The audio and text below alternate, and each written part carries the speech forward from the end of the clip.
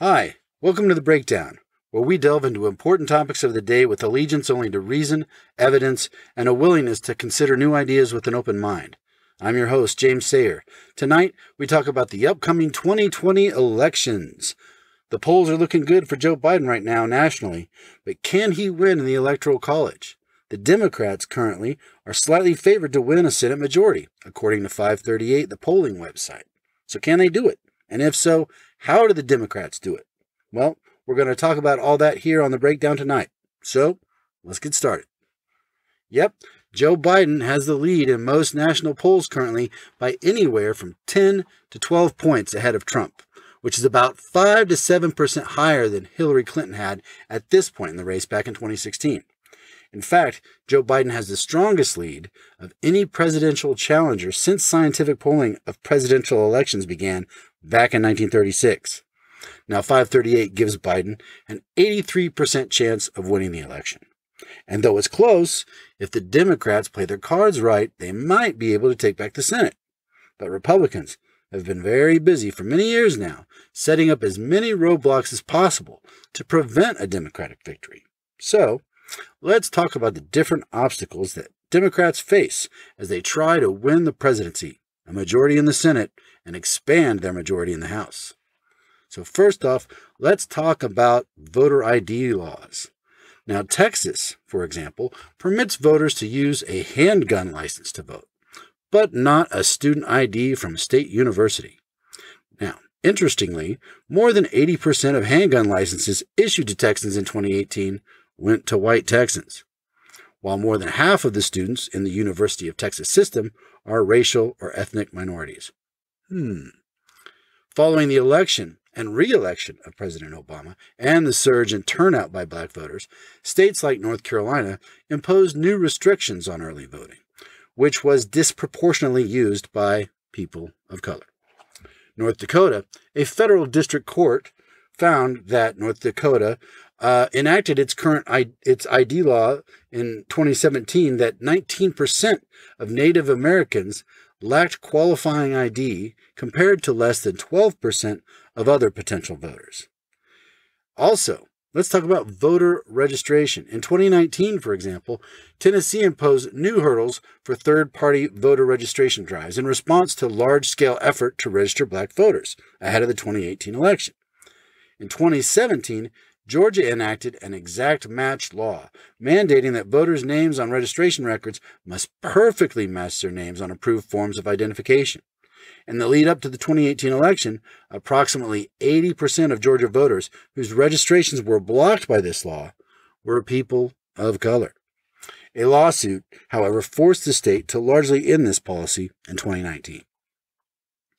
Now also, since the Supreme Court ruling in 2013, the Supreme Court case Shelby County versus Holder, that case, the decision eliminated the requirement that jurisdictions with a history of discrimination that they submit proposed changes in voting procedures to the Department of Justice or a federal court for approval.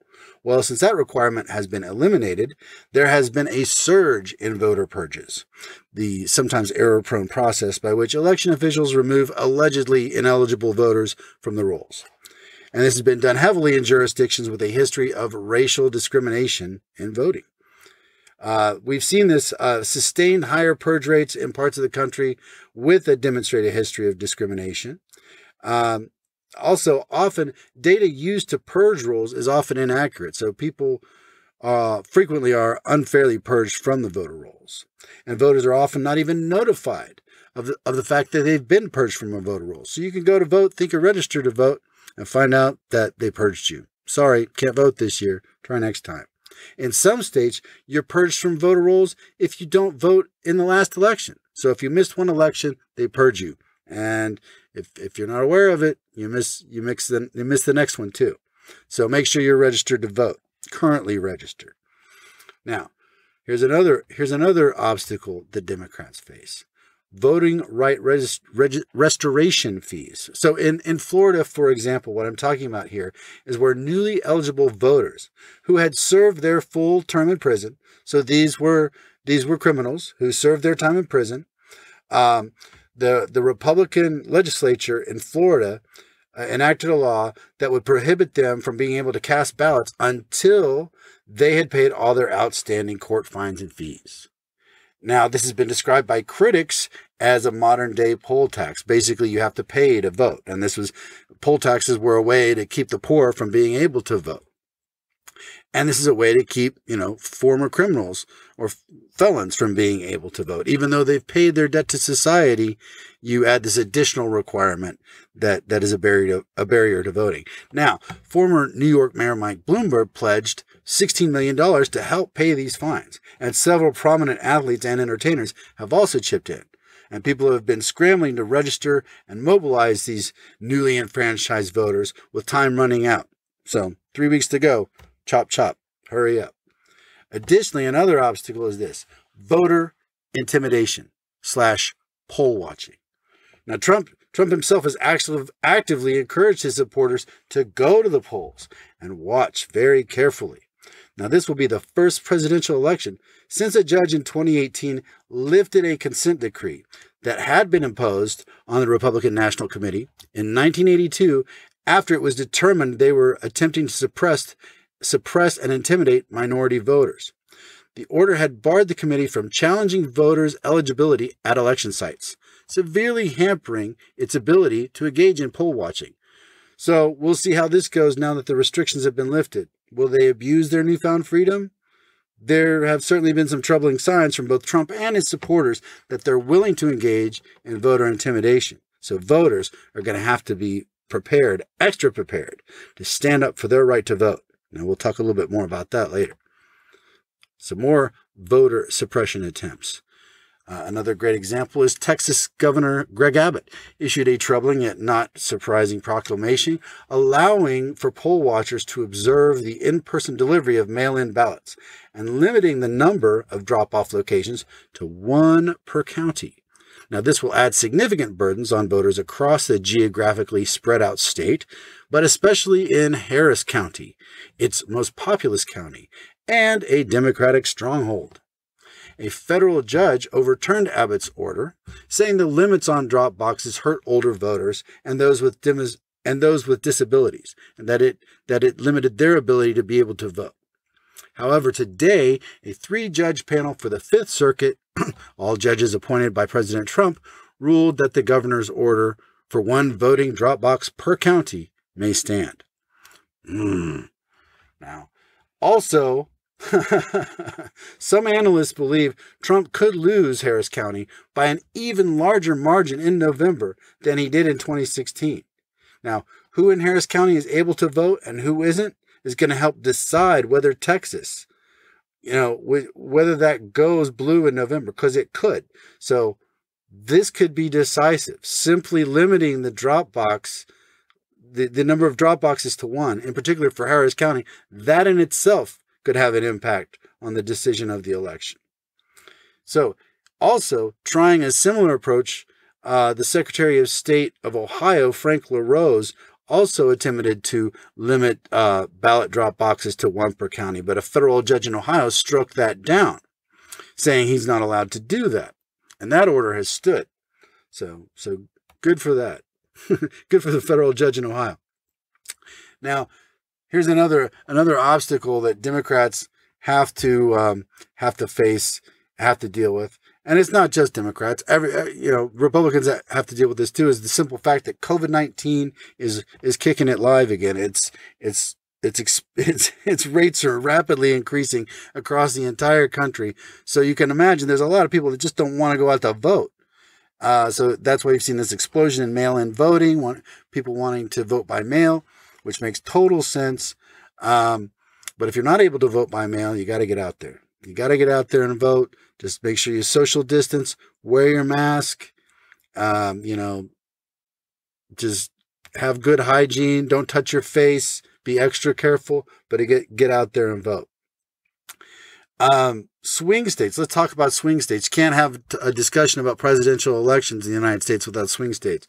So potential 2020 battleground states in this election between Biden and Trump include Arizona, Florida, Georgia, Iowa, Maine, Michigan, Minnesota, Nebraska, Nevada, New Hampshire, North Carolina, Ohio, as always, Pennsylvania, and Wisconsin. And as I said before, now Texas is in play. So we can actually call Texas a swing state now. So the real toss-up states, all right, in 2020 look to be where it's close. It could go either way. Really are Iowa, Ohio, North Carolina, Georgia, and Florida, and Texas now.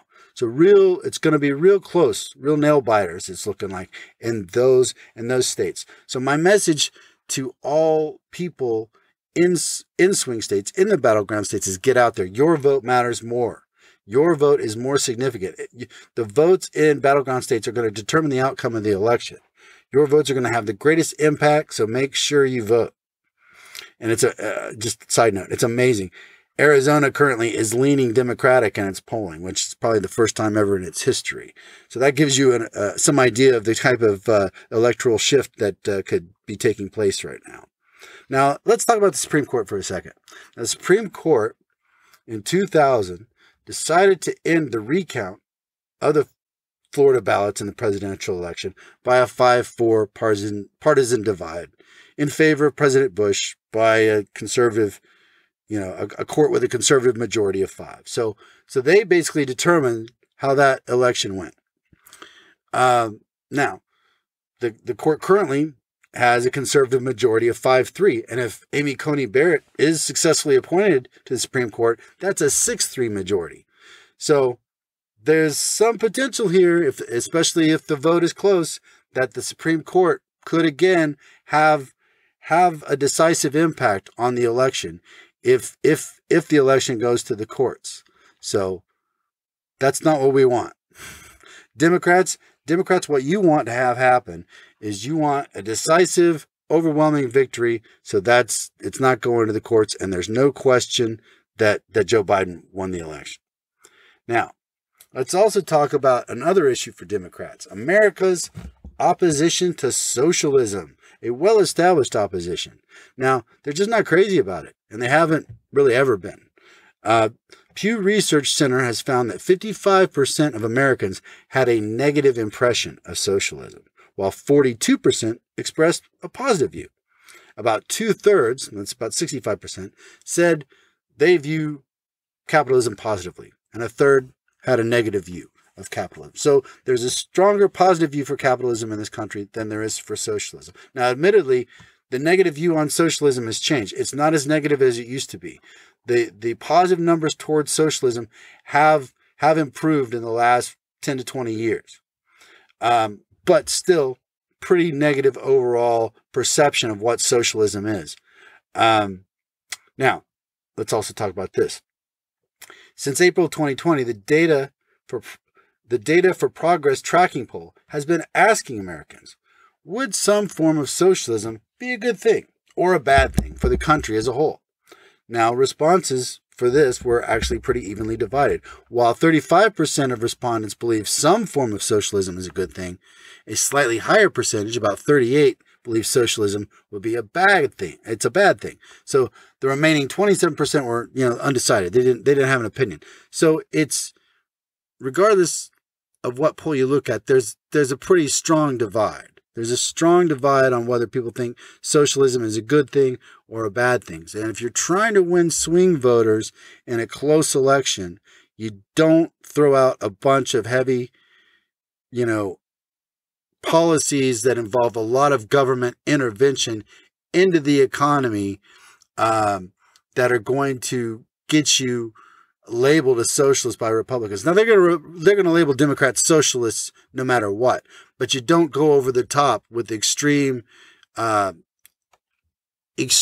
left-wing policies and ideas that are far, far, far outside the mainstream, like abolish the police, or in defense of looting, or Medicare for all, or the Green New Deal. Now, there's a lot of good ideas in a lot of these things, but they're insanely expensive, and they're insanely complex, and the numbers don't poll very well with the general population. There's a lot of skepticism about spending that kind of money and how effectively it would be done by the government. So my point is this: these are policy debates that should be had, but not right before the frickin' election. So don't be pushing like 70% income taxes for the wealthy, because that's a loser. That's a deal breaker right there.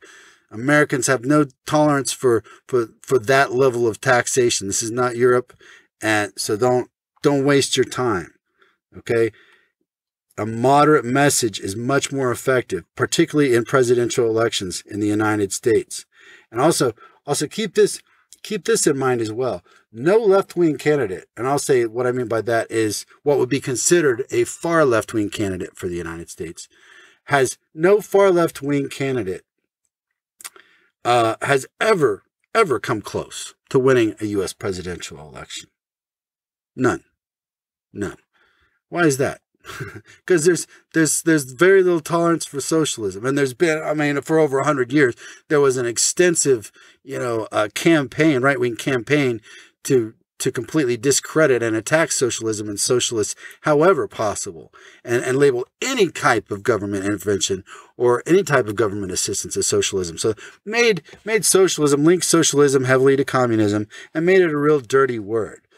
But, with the success of countries like Norway and Denmark and Finland, these are democratic socialist countries. They're democratic, but they use socialist policies to deal with social problems and to provide for the public good. But they have a democratic approach. It's not a dictatorship like Cuba or like China or like Soviet Russia was, or like Venezuela. It's a democratic socialist approach, and that's different. And that has gotten people's attention more, and that is why I think the appeal for socialism has improved, though it's still relatively low in the United States. It's improved from where it was. But my point is simply this: stay away from the left-wing stuff for this election. We need the swing voters. Don't scare them away. All right. Quite simply, there's only one Democratic Socialist senator in the U.S. Senate, just one, Bernie Sanders. There's a reason for that. Most 2018 midterm gains were actually made by moderate Democrats in battleground states like Arizona, North Carolina, and Nevada. So going too far left alienates these moderate Democrats from their voters. So stay center left. Center left is key. Don't try and push voters too far left. They'll reject it. Okay? Don't do that, especially now. All right, let's talk about foreign election interference.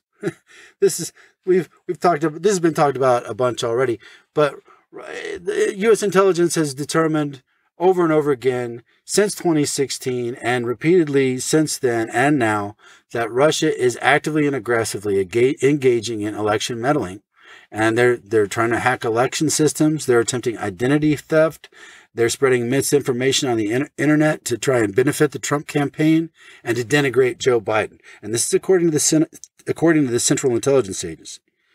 All right. Now, China the U.S. government has acknowledged, the intelligence community has acknowledged that both China and Iran are potential threats for election meddling.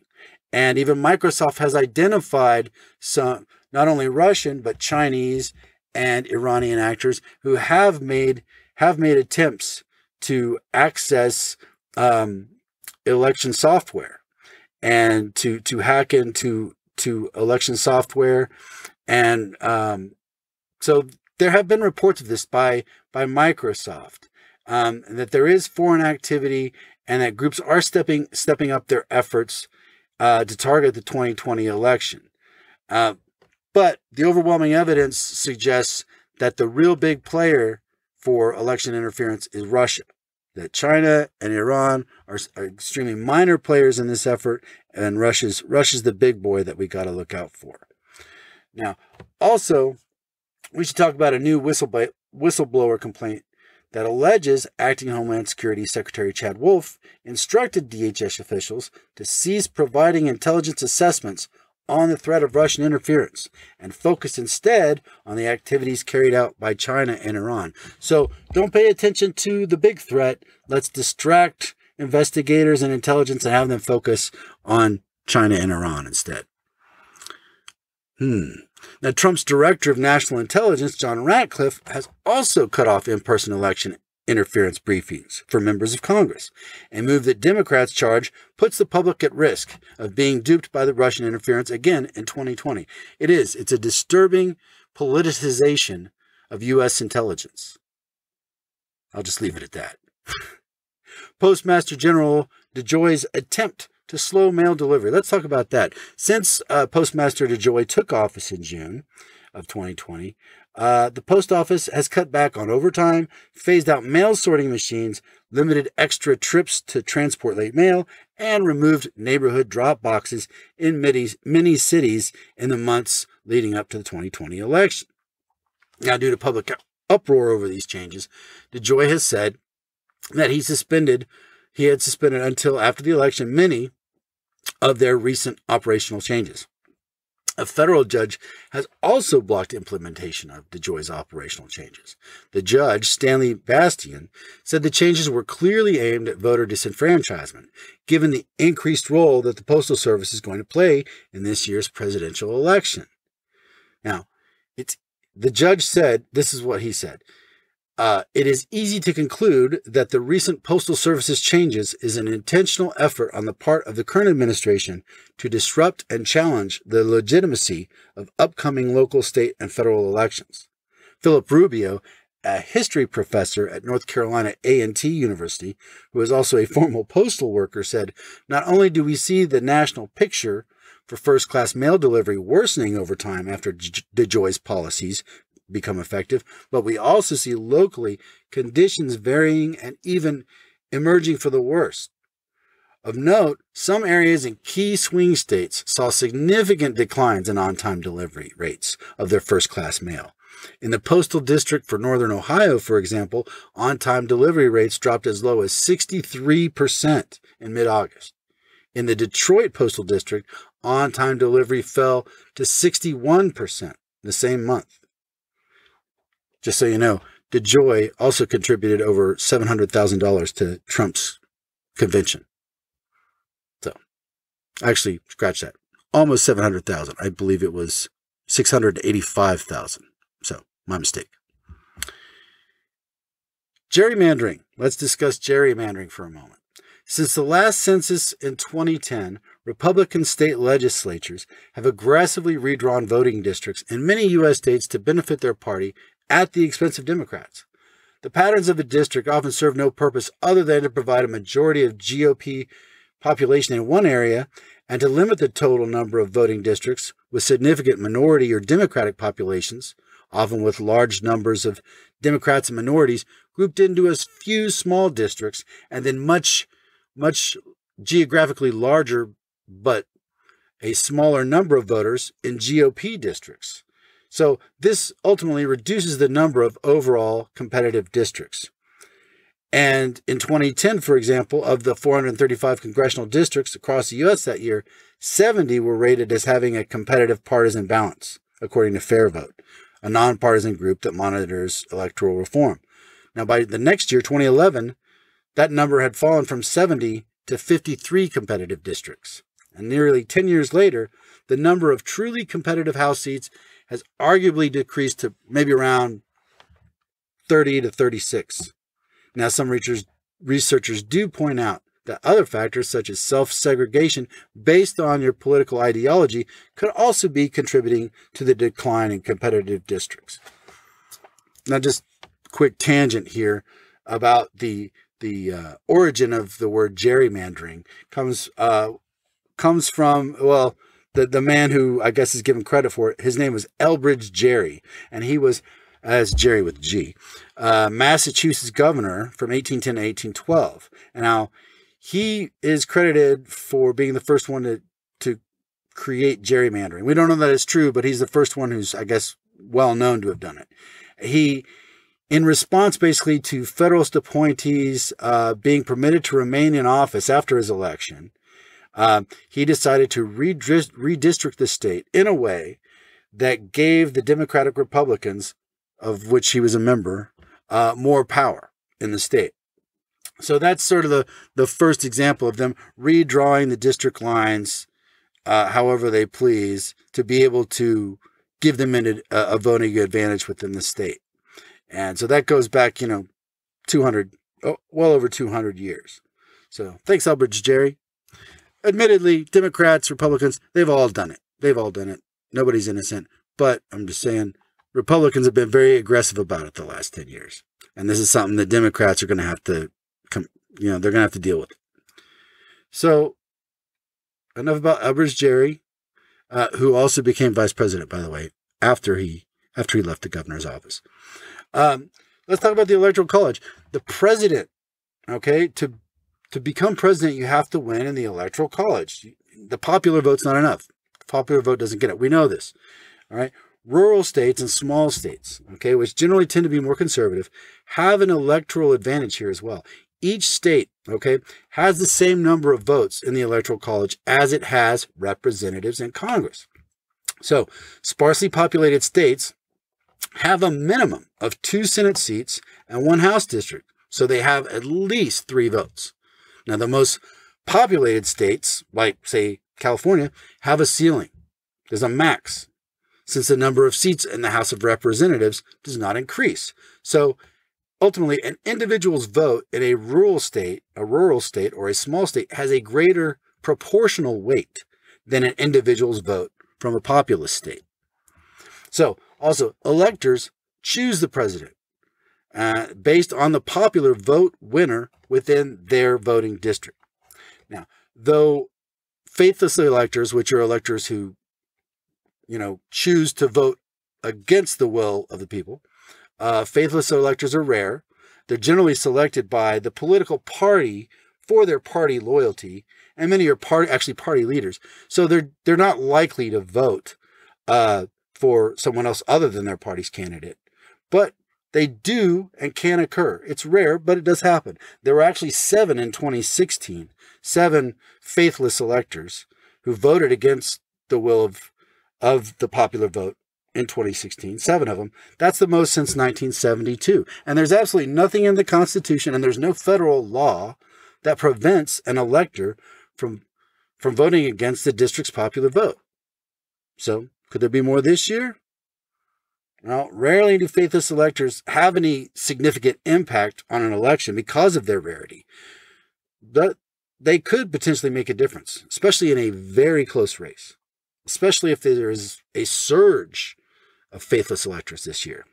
So, we'll just see what happens with that. Now, little advice for Democrats. I've gone through my list of obstacles now in general. There's a general list of obstacles. Here's the things you face. Now, if you'll allow me a few moments, I would like to speak to Democrats and their current anti-Trump allies. As previously stated, things are looking really good for Biden right now, right? He's ahead 10, 12 points nationally, across numerous polls, got a huge lead, 5 to 7% ahead of Hillary at this point. Trump's only pulling ahead in one battleground state, Texas, and that's only by 1.5% ahead. So it's looking good, looking really good for him. Now, keep this in mind. In 2016, it was 70,000 votes across 3 battleground states, Wisconsin, Michigan, and Pennsylvania, that gave the election to Donald Trump, in spite of Hillary winning the popular vote by almost 2.9 million more votes than Donald Trump. So Hillary had 2.1% more of the popular vote than Donald Trump. Still lost. All right. So what do Dems have to do here to make sure they not only win the popular vote, but they crush it and win the electoral vote this year? So Dems, you got to keep the broad, shaky coalition together.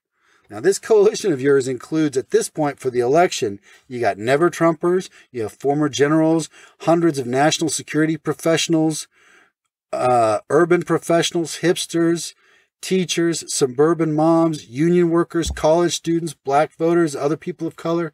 So it's a big, big, big tent. A lot of different types of people you got to keep together. All right. Most of the Democratic Party itself typically is center-left, not far left, but center-left. Now, maybe a third you could describe as further left and perhaps favoring more of a democratic socialist approach, similar to that of like Bernie Sanders. Similar to countries like I described previously, with social social support systems like Norway and Denmark, not China, not Cuba or Venezuela or Soviet Russia. Lots of potential for divisions here. Okay, so what I'm going to say to the lefties, all right, that are going to vote for Biden this year, hold your fire, okay, until after the election. For all the extreme progressives and the Democratic Socialists who are within, the fringe of the Democratic Party, who want, Medicare for all and want the Green New Deal. I'm just going to say, hold your fire, stick with Biden through the election. Save your fighting till after the election. You can work, you guys can negotiate all that out later. Focus on the victory right now. All right. Keep it together and keep it tight and just stay focused on getting Donald Trump and his GOP enablers, get them out. All right. Work out the differences later. Now, we also have to talk about this. Democrats have had for decades a serious problem with communication issues. I cannot overstate this. It's not possible. What I want you to do, please listen to more conservative voters' concerns and address them. Listen. I mean, really listen and hear them. Now, you don't have to agree with them, but just listen to them and hear where they're coming from. Show that you are not dismissive of their concerns. Don't dismiss them. Give them weight. Give them serious consideration. Even if you don't agree with them, that goes a long way. People can tell if you're listening to them. People can tell if you're taking them seriously. Even if you don't agree with them. If somebody sees that you're giving them serious thought, that means something to them. That means you're a person. You're not just an enemy. You're not just some liberal caricature that's been created by Fox News. You're a real person with thoughts and feelings and ideas about what policies might or might not work. So focus on listening to your political opposition. There's no way you can convince them to change their mind if you don't listen to them first. So that's the first thing I say is listen. Now here's the other thing. Don't lecture or talk down to people you disagree with, okay? Nobody likes that. Nobody likes it. You disagree with them, state your point, but don't lecture them. And don't talk to. No one likes being condescended to, and that convinces no one. So skip that. Now here's the nut. Democrats often spend way too much time trying to explain their brilliant plans, and people's eyes just glaze over. A lot of Democrats get really into the policy details and get really excited about their plan and how it's going to work, and that's great. But most people are completely uninterested. Just give them the Cliff's Notes, all right? You just give them the short version so that you can inspire them, okay? That's all. And what you want to do is you want to inspire them, but not with hope, okay? That's what you guys have been trying to do for far too long, is trying to inspire people with hope for the future and a better future. But what you need to do is you need to steal a page from what the GOP does so well and follow their lead, which is focus on the fear, the most powerful motivator of all. And the GOP is really good at stoking fear to win votes. Fear of minorities and urban violence, fear of terrorists, fear of hordes of immigrants coming for your jobs and changing the culture to a socialist hellscape, fear of feminists that want to emasculate all men, fear of fetuses being recklessly aborted by women everywhere, fear of Antifa, fear of the government coming to take away your guns, fear of any government effort to regulate business, to protect the environment or workers, as a job killer and an unfair intrusion on business. So, learn from the GOP's strengths. They keep it simple, they keep it clear. All right? And the message they send is this: vote for the GOP, or the Democrats will turn the USA into a communist totalitarian state. Now, there's plenty. Talk about fear. There's plenty to fear from a second Trump term. So focus on that. Focus on why it's so urgent that he has to go. Focus on what is most negative and most dangerous. Yes, go negative. Go negative. You know why? Because it works. That's why Republicans do it. They go negative because it's effective.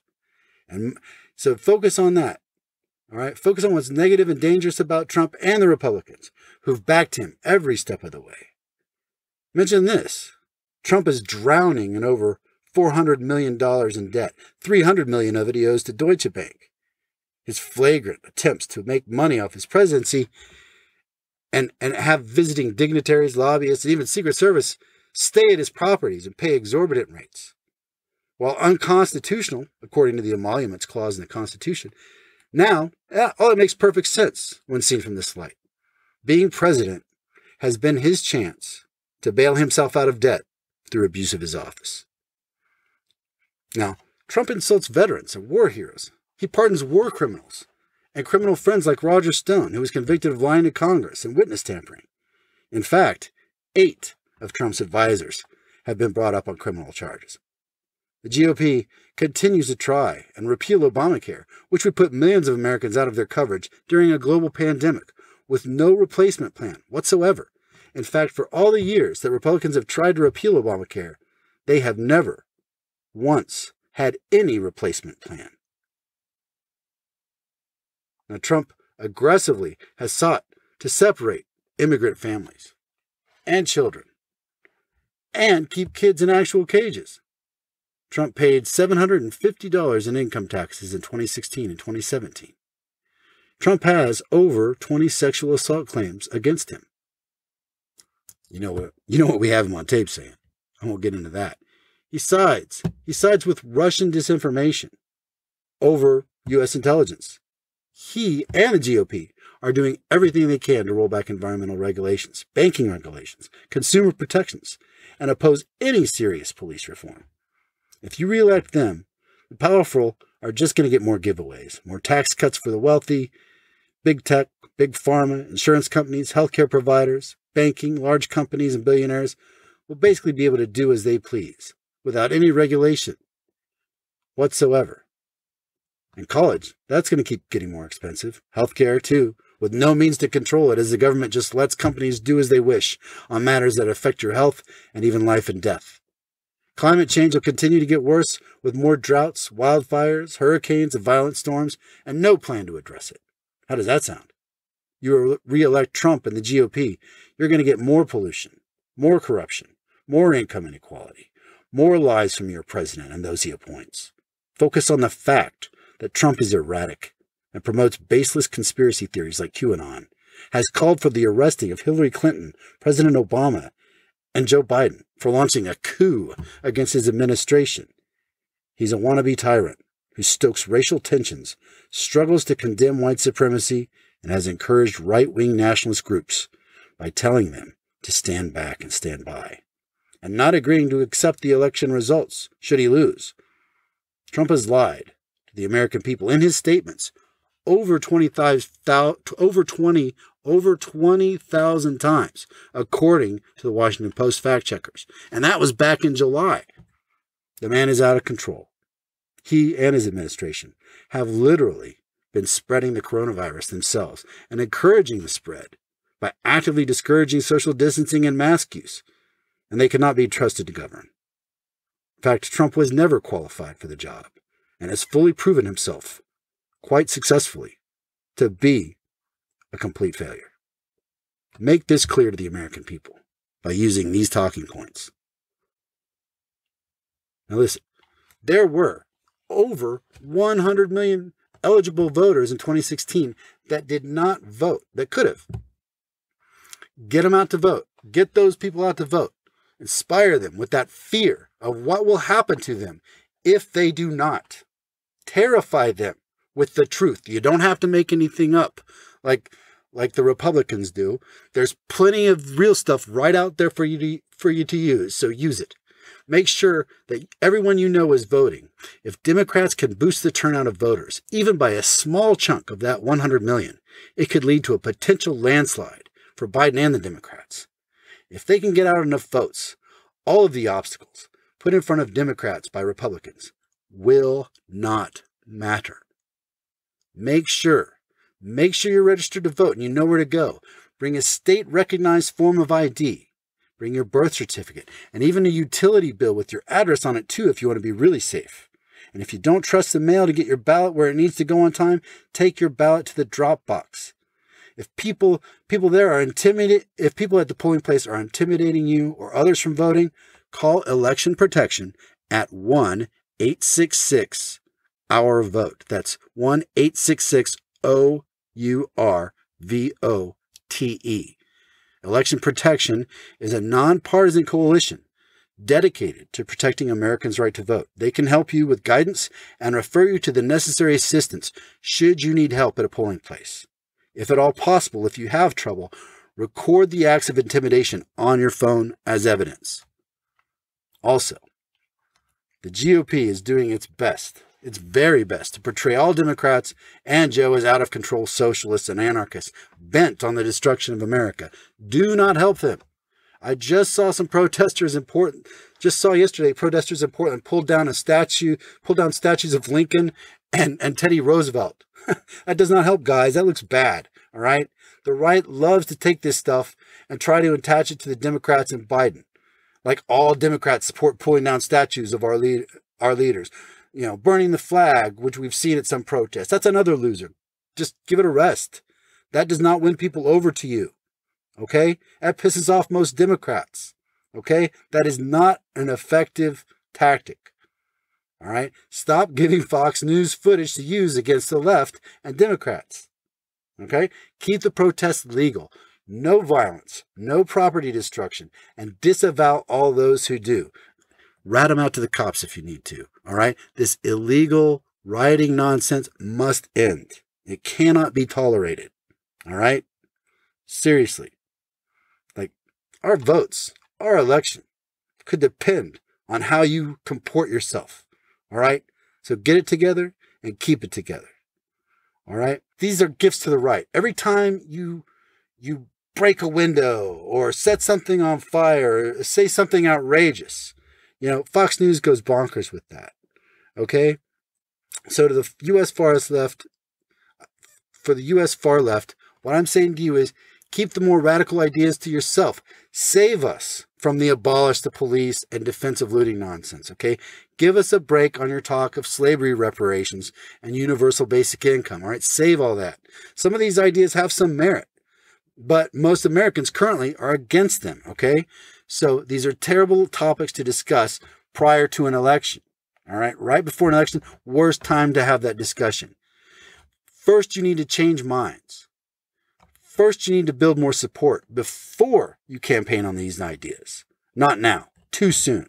Okay? So save them for later. Much later. Show that you're not lunatics. Okay? This is to the progressives in the Democratic Party and the far left ones in the Democratic Party. Show you're not crazy. Show you're not unhinged. That you're not lunatics. Show that you can control yourselves and help the Democrats to responsibly govern. Okay? Don't hold them back by scaring away the swing voters that we desperately need to win in this election. Now, Biden, okay, for his part, he just needs to keep reaching out to voters, being Biden, especially swing voters, and displaying his typical kindness, sincerity, and concern for others. He just has to stay healthy and coherent. He performed solidly against Trump's crazed rantings at the first debate and showed what a dignified leader looks like. There's no need for another debate. The voters have learned all they can from one. Another one where Trump is just trying to talk over Joe Biden is pointless. And in fact, most evidence actually indicates that presidential debates really don't change anybody's mind. And they have very little impact, if any, on the outcome of political races. So Joe's far enough ahead in the polls that it's really a waste of his time to have another debate. Better for him to focus on reaching out the next 3 weeks to crucial voter blocks, including battleground swing state voters. Okay? That's what he should be focused on, not wasting his time with a meaningless second debate. All right. Republicans, let us now have a little conversation. Let's have a chat, shall we? For Republicans and those, okay, leaning towards voting for Trump. Let's have a talk. So what I'm going to say to you, to all those who plan to vote for Trump or are considering it, I say this. Most of you know that Trump is a bad person, unfit in temperament, character, or qualification for the job, and he's performed poorly in the execution of his duties, as I have already mentioned, and you are already aware. But you've gotten something out of the deal. Whether it was tax cuts, deregulation, conservative Supreme Court justices making it tougher on immigrants to come to the U.S., fighting gun control, pushing back against PC culture, or just being insulting and trying to own the libs. You got something out of it that you've wanted to keep supporting him. I understand. But now is the time to call it a win. Call it a win and get out. Get out before it's too late. Before Trump does even more damage to our country and institutions than he already has. Just call it a win and get out. The truth is, for all you feel you may have gotten for a Trump presidency, it is largely symbolic and ineffectual. It has been a show presidency with him playing the president, providing largely only short-term gains in exchange for much larger and longer-term problems. He and the Republican Party gave you tax cuts, but they went mostly to the rich and jacked up the deficit by $2 trillion. His promised infrastructure investment never appeared. Same for best in the world healthcare plan, never appeared. Never created. He did not build the wall. He did not stop illegal immigration. And the pieces of the wall which he has been able to build have already been compromised. He didn't save coal because it's a dying industry and he can't. He didn't save manufacturing jobs because he started a trade war with China, which cost jobs and jacked up prices on imported goods, which is most everything these days. The trade war with China has also put a huge strain on farmers, who are struggling now more than ever. All his efforts at foreign affairs have been disastrous. Symbolic, almost toothless sanctions against Russia for human rights violations and election interference.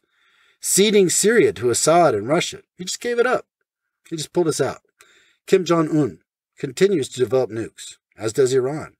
Aggressive actions by Russia and China have gone virtually unchecked. Other dictators have grown emboldened across the world.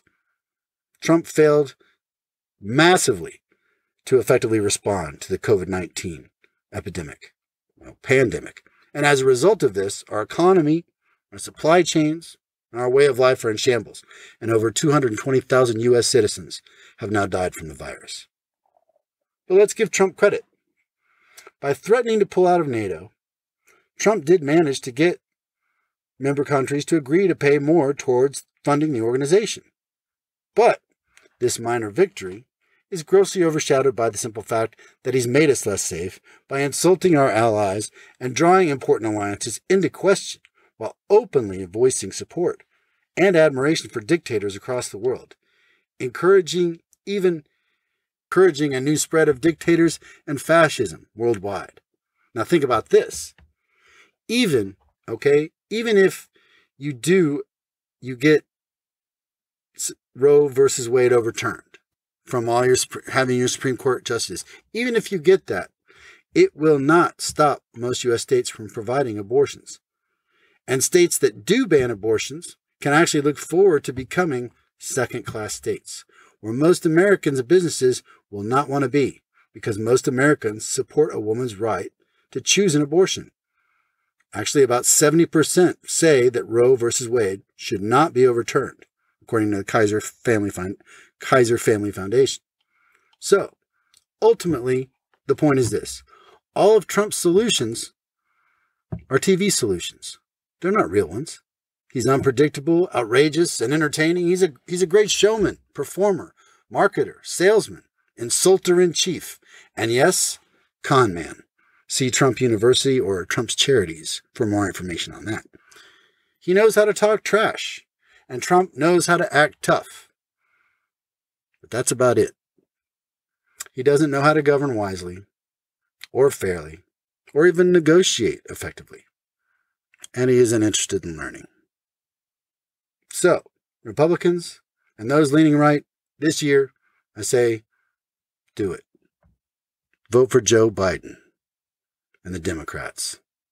Put your country ahead of party, and get this reckless president and his congressional supporters out of office. They have shown that they are not interested in creating long-term solutions for prosperity for all Americans by their poor governance. Send them packing. Now, if somehow you can't bring yourself to vote for Joe and the Dems, vote for a libertarian or anyone else, just not Donald Trump and the GOP. Despite the gimmies you got, they have not been worth it, and the people need to go. And if you can't stomach voting for a Democrat or anyone else and don't want to write someone in, just stay home. Just stay home and sit this one out. Take the night off. Toss your mail-in ballot in the trash and go watch TV or play with your kids. Save it. Save it for the next time, when hopefully the Republican Party, or perhaps a new conservative party, will have a candidate of character and ability that is up to the task. For Donald Trump and the current serving GOP members of Congress simply do not. Well, that's it for this episode of The Breakdown. I hope you've enjoyed it, and it's given you a lot to think about. On our next episode, we're going to talk about the push to reopen the schools. States all across the country are looking to reopen schools, and many experts recommend reopening schools if they can meet important COVID-19 prevention protocols. But can they? Well, with COVID-19 transmission rates rapidly climbing across the U.S. and the flu season almost upon us, is this such a good idea? We're going to look into it and find out. I hope you join us. Until then, get out there and vote to protect our democratic republic. Your country depends on you. Thanks for listening. Take care.